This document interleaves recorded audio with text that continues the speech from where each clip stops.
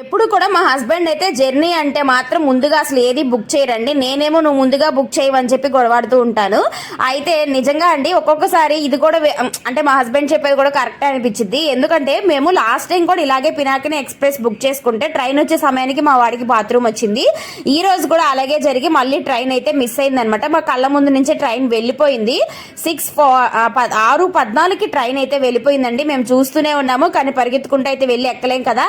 ఇక ఏం చేస్తాం, వెనకాల ఉన్న ట్రైన్కి అయితే మళ్ళీ టికెట్స్ తీసుకున్నాం. ఆల్రెడీ బుక్ చేసిన టికెట్స్ మనీ అయితే మనకి ఇంకా వెనక్కి రాదు.